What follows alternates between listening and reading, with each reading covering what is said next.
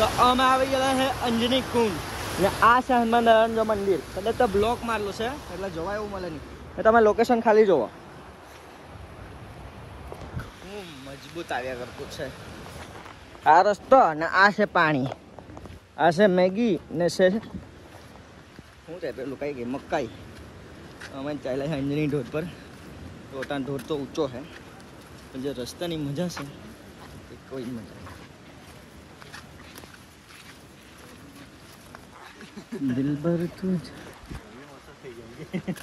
જરાક તો અજીબ અજીબ લાગે તો પબ્લિક સિટીમાં બોલવાનું જેવું થઈ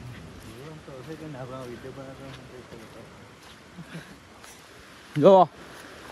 આવો લોકેશન તમે ભાગ્યે જ જોયો હે એક સાઈડથી પાણી ને એક સાઈડથી રસ્તો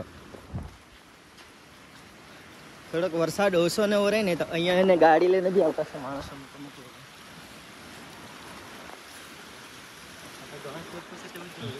હજુ તો લાદી આવતી છે જોજો ને લાદી છે કે નહીં છે કઈ જાણે